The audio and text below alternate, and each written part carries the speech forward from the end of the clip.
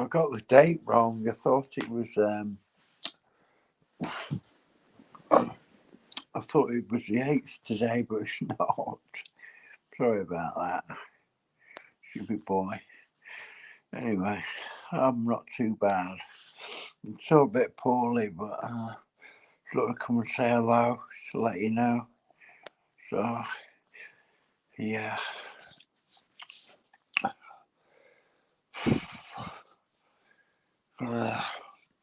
Got a blocked up nose, it's horrible. You probably hear it.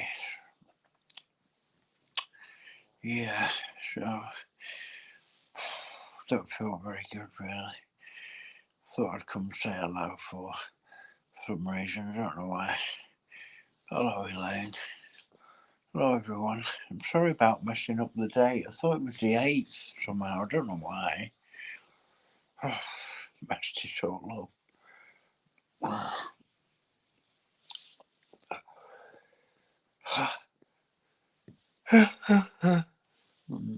I'm tired. I should have started earlier really, but I couldn't get it together.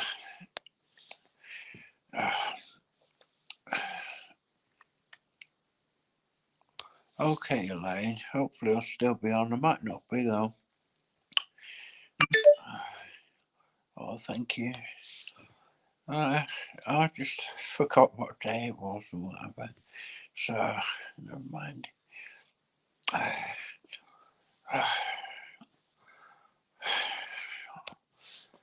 Never mind, Jules.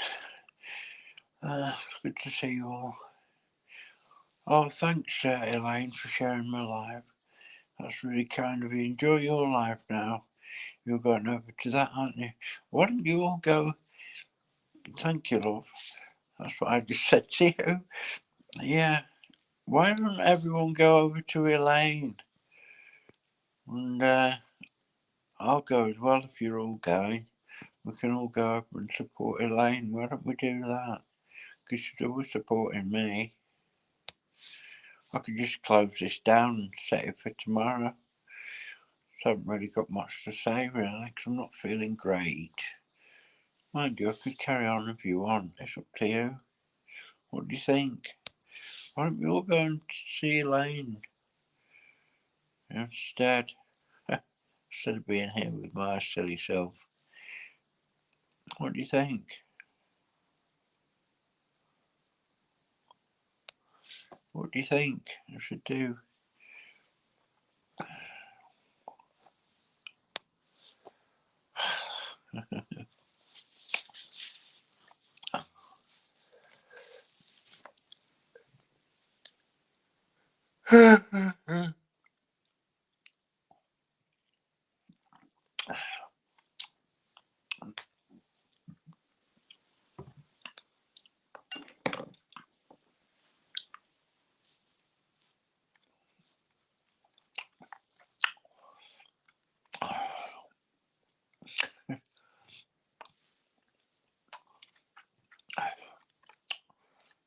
I'll read a bit of a poem for you, if I can find the poetry book. And then I'll just close it down, because I don't want to just do nothing. I might as well do something. So I'll read a little bit of a poem, and then we'll go over and see Elaine. Okay, I think that's a good plan, because it'll support Elaine then, won't it? Because she's always supporting me. She's very kind. She always shares my lives out and everything. You know, so I think we should all do that. All go and support Elaine. Okay. So I'll just read a little bit of a poem, so it's not been a total waste of time you coming over to see me. So I'll just look for the book. Might take me a second or two to find it, because I've been reading other things at the moment. My books are all piled up. There's a big pile of them. Got tons of them, look. They're all over the shop, all over the place, books everywhere. Tons of different ones. And yeah, I've got one open now, I'm reading. So, yeah, let's do that. I think we'll do that. Right, I'll see if I can find it. Oops. Where is it? Oh, I've got it.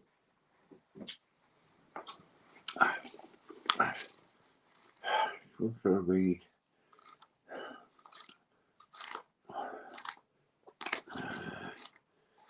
Just find it for you.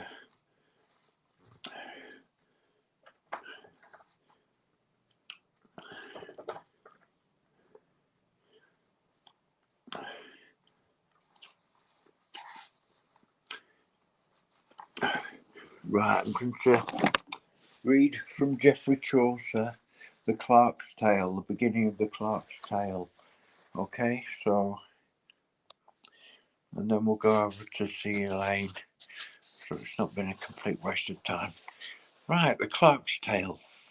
This is from Geoffrey Chaucer, writing in the 1300s, over 700 years ago. Yeah, this is from his Canterbury Tales, and it's called The Clerk's Tale. And the beginning is called The Clerk's Prologue. So here we go. If you don't understand it, it's okay. But if you listen to it a few times, you'll understand it, because it's fairly easy to understand, actually, once you get the hang of the story. Okay, so I'll start reading now. I won't read your comments while I'm reading, because otherwise I'll get all confused. So this is called The Clerk's Tale, from the Canterbury Tales of Geoffrey Chaucer, writing in the 1300s. Okay, over 700 years ago. And this is what he wrote. It's brilliant. It's far better than Shakespeare's rubbish in comparison, in my view. So there we go. Shakespeare's boring and very irritating. Anyway, this is lots better, much more entertaining. Listen to this for brilliant English. Anyway, if nothing else, you'll help to learn you the English language better, even just by osmosis, by just picking it up as you go along. Okay, so here we go. The Clerk's Tale. I'll get this sweet out of my mouth. I'll just swallow it, I think.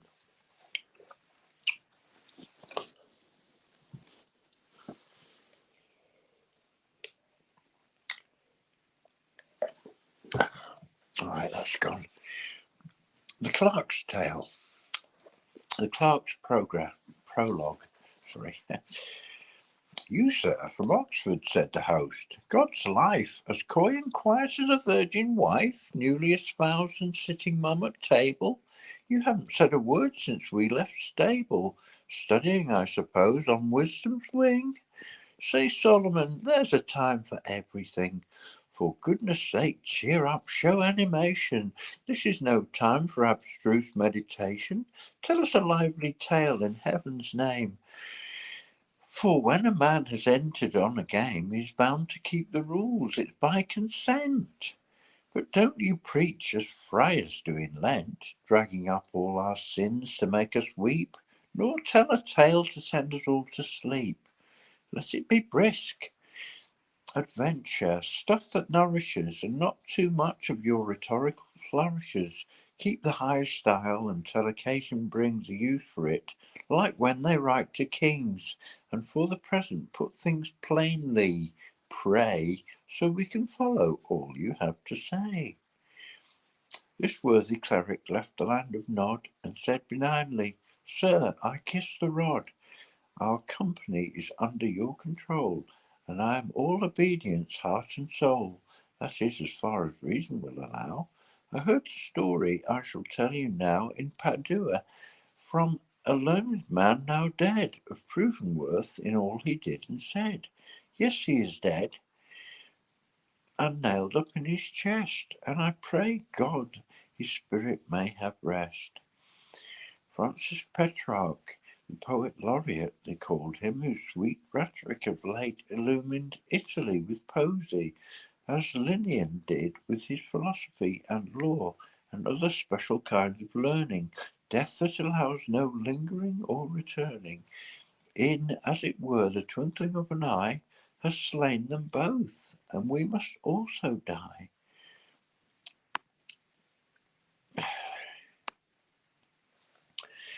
But to return to this distinguished man,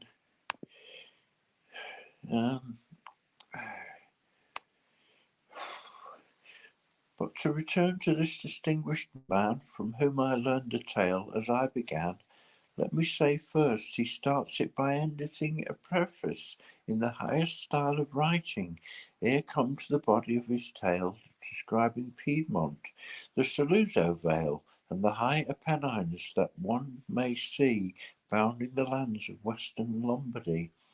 And he is most particular to tell of Monte Viso, where from a little well the river Po springs from its tiny source. Eastward it runs, increasing on its course. Your wisdom ponder carefully and see how variously days pass, the seasons flee away in sleeping, waking, roaming, riding. Time passes on and there's no abiding. Still in the flower of youth, youth's delights, age creeps upon you, silent as a stone. Death menaces all ages, and he smites the high and low, the known and the unknown. For we see for certain, are obliged to own that we must die, but we are ignorant all of when the hours to come, the blow to fall. Incline to our petition for protection. Hear us that never crossed your least behest, and we with your consent will make election immediately and choose a wife possessed of gentlest quality and birth, the best in all the land, beseeming to her place, and honour to both God and to your grace. Deliver us from anxious fears, and rid our hearts of care, for blessed Jesus' sake. For it so befell, which God forbid, your line should end, then might not fortune rake some strange successor in to come and take your heritage? Should we not all miscarry, therefore? We beg you speedily to marry. Their humble prayer and their imploring features made such impression upon his clemency, and he replied, My people, fellow creatures, marriage's a thing I never thought to be. I go rejoicing in my liberty, and that and marriage seldom go together. Where I was free, am I to take the tether? Yet since your offer is sincerely meant, and since I trust you know, now, as in the past, I freely will admit myself content to humour you and take at last a wife. But as to the suggestion you should cast about to find me a bride, I must remit that duty. Kindly say no more of it. God knows it's true that children in the main are much unlike their elders gone before. Natural goodness comes of God. No strain of blood can give it, no, nor ancestor. I trust in God's good bounty, say no more. My marriage, my condition, rank and ease, I lay on him. Do he as he may please. Leave me alone to choose myself a wife. That is my burden, my prerogative. But I command you, charge you on your life, that whomsoever I choose, you are to give all honour to her, long as she may live, in word and deed, here and elsewhere, no less than to an emperor's daughter or princess. And over this you furthermore shall swear never to grumble, never to check or strive against my choice, if I am to impair my personal liberty, that you may thrive. Where I have set my heart, I mean to wive. If you withhold consent as to this latter, I beg you'll speak no more upon the matter. With heart's good will, they gave him their assent to this demand. Not one that made objection, but begged the princely favour ere they went, that he should name the day for the election of his espoused, and quickly, for a section among his folk were yet uneasy, dreading the Marquis had no real thought of wedding. He granted them a day of their own choosing, when he would wed in sober certainty. He said he did not seem refusing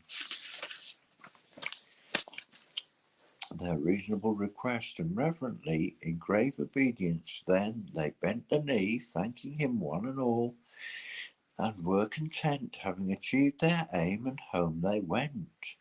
And thereupon he bade his ministers to make such preparations as were fit against a feast, giving his officers and squires such orders as he pleased for it. And they obeyed him, setting all their wit with diligence, the greatest and the least, to make provision for a solemn feast.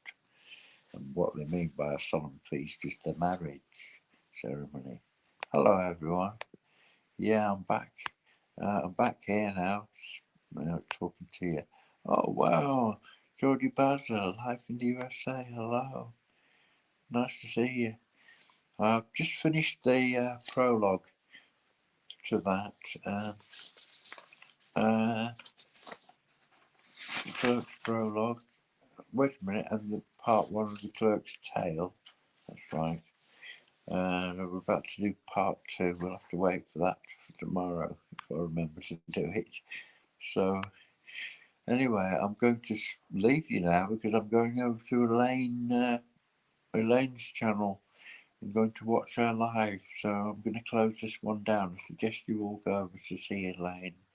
Okay, for turning up. I wasn't on for long because I'm not feeling very well. Okay, I'll see you later. My nose is all blocked. Hiya, Axidals. I'm sorry, I'm just about to close down. So I'm going over to Elaine's channel. She's on a live. I'm going to watch a bit of that to relax, okay? Because I'm not feeling too good. My nose is all blocked. Okay, bye-bye now for now. I'll see you soon. I'll be on tomorrow night, hopefully feeling a bit better. Bye-bye. Thank you.